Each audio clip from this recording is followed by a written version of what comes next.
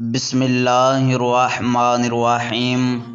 میرے معزز و محترم دوستو، السلام علیکم۔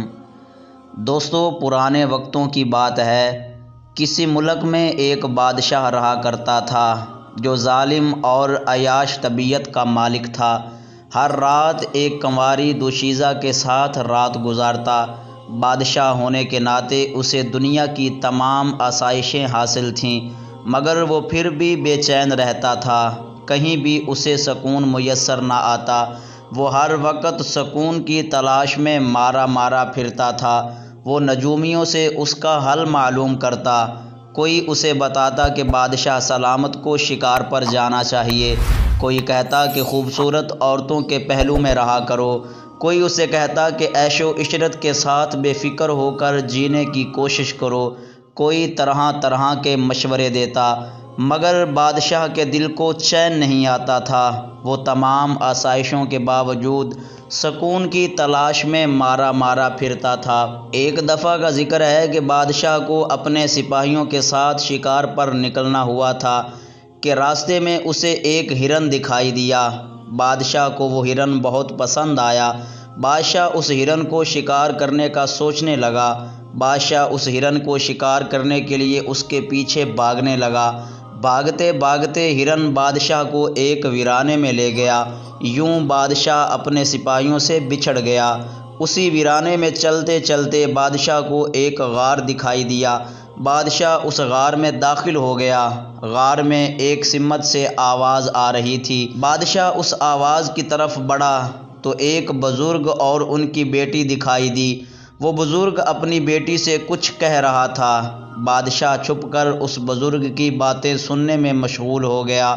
بزرگ اپنی بیٹی سے کہہ رہے تھے کہ اللہ بہت مہربان ہے، اس کی رحمت نے ہر چیز کا احاطہ کر رکھا ہے۔ وہ کب کسی کی غلطیوں کو معاف کر کے اسے اپنی راہ میں چن لے، یہ کوئی نہیں جانتا۔ بادشاہ نے جب وہ لڑکی دیکھی تو وہ بادشاہ کی نظر میں بھا گئی۔ لڑکی کو دیکھتے ہی بادشاہ نے بزرگ سے کہا کہ یہ لڑکی مجھے پسند آ گئی ہے، میں اسے اپنے ساتھ لے کر جاؤں گا اور محل میں اپنے ساتھ رکھوں گا۔ بزرگ بادشاہ کو سمجھانے لگے کہ یہ میری اکلوتی اولاد ہے اور میرے بڑھاپے کا واحد سہارا ہے، لہٰذا تم اسے میرے ساتھ رہنے دو۔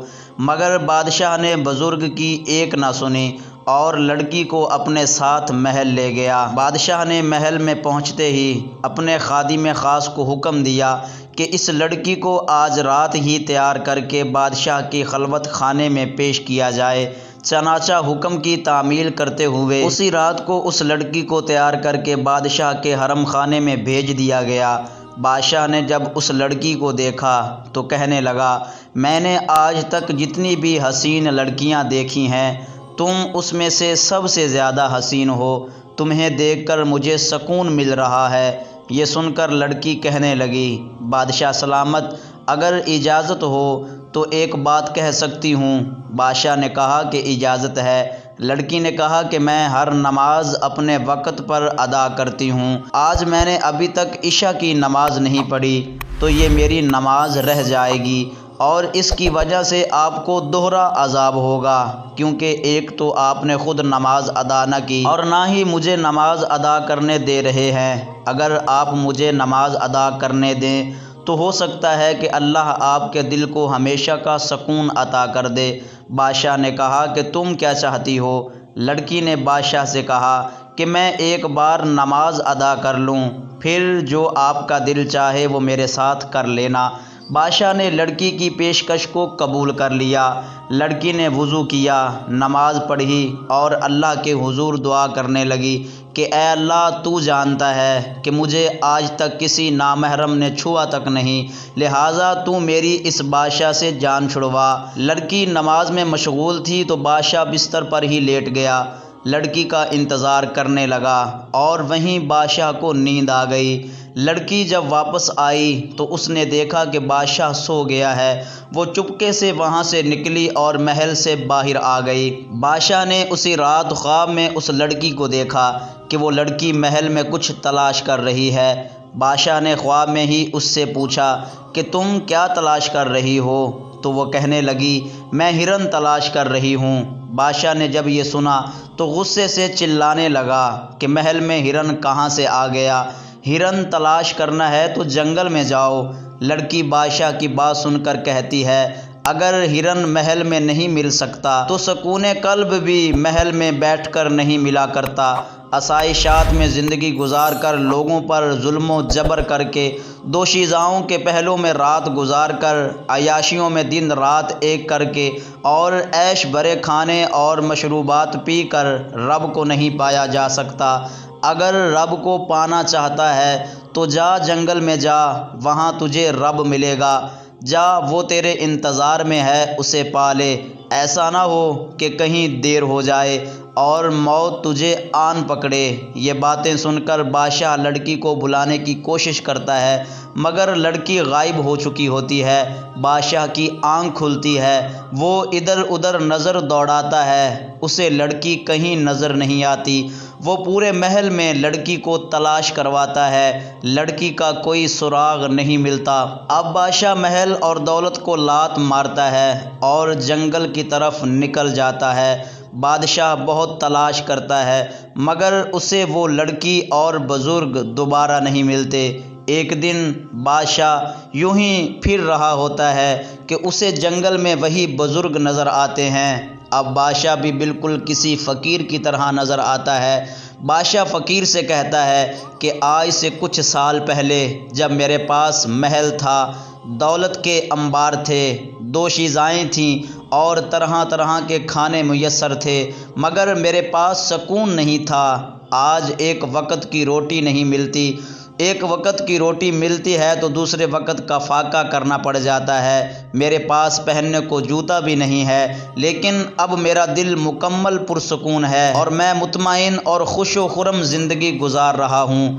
بزرگ نے کہا کہ تو پہلے جاگ رہا تھا، تیرا ضمیر مر چکا تھا اور تیرا ایمان سو چکا تھا، اب تیرا دل سو گیا ہے اور تیرا ایمان جاگ گیا ہے اور ضمیر کی آواز تجھے جگانے لگی ہے، تو ظاہر ہے تیرے پاس سکون ہی کی دولت ہوگی۔ یاد رکھو جتنی بڑی قربانی ہوگی اتنا ہی اس کا اجر ہوگا، لہٰذا تو نے اپنے محل کی دوشیزاؤں کو چھوڑا۔ جا، میری نیک بیٹی تیرے ساتھ نکاح کے انتظار میں کب سے بیٹھی ہے، جا تو اس سے نکاح کر لے۔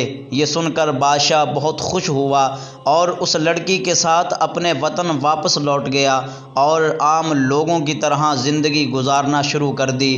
لوگوں نے جب اس کو دیکھا کہ ایک ظالم بادشاہ راہ راست پر آ گیا ہے اور لوگوں کے ساتھ انتہائی اچھا سلوک کرتا ہے، تو لوگوں نے اصرار کیا کہ آپ دوبارہ اس ملک کے بادشاہ بن جائیں، کیونکہ آپ کے جانے کے بعد کسی میں بھی اتنی سکت اور قابلیت نہیں کہ اس ملک کی حکمرانی سنبھال سکے۔ چنانچہ آپ کو اس ملک کی حکمرانی کا تجربہ ہے، لہٰذا آپ دوبارہ اس منصب کو سنبھالیں۔ لوگوں کے بے جا اصرار پر وہ دوبارہ بادشاہ بن گیا، مگر اس بار وہ رحم دل ہو گیا تھا اور اپنی رعایا پر بڑا مہربان تھا اور لوگ بھی اس سے خوش تھے۔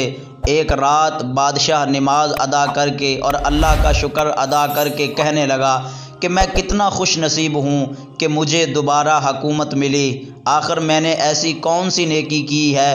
تو سوچتے سوچتے اس کی آنکھ لگ گئی۔ بادشاہ نے خواب میں ایک انتہائی خوبصورت بزرگ کو دیکھا۔ بادشاہ نے اس سے پوچھا کہ تم کون ہو؟ تو اس نے کہا کہ میں تمہارے سوال کا جواب ہوں، جو سوال تم نے ابھی کیا ہے اس کا جواب یہ ہے کہ تم نے اس لڑکی کو جب اپنی آرامگاہ میں طلب کیا تھا اور اس نے تم سے نماز پڑھنے کی اجازت چاہی تھی اور تم نے اس کو اجازت دے دی، تو اللہ کو یہ بات پسند آئی اور اللہ نے تمہیں وہ لڑکی بھی عطا کر دی اور حکومت بھی عطا کر دی اور دل کا سکون بھی عطا کر دیا۔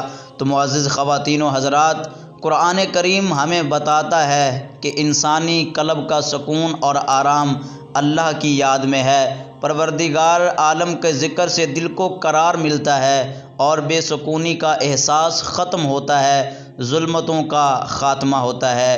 دوستو، امید ہے آج کی ویڈیو آپ کو پسند آئی ہوگی۔ اگر ویڈیو پسند آئی ہو تو ویڈیو کو لائک کیجئے، چینل کو سبسکرائب کیجئے، اپنے دوستوں کے ساتھ شیئر ضرور کیجئے۔ شکریہ۔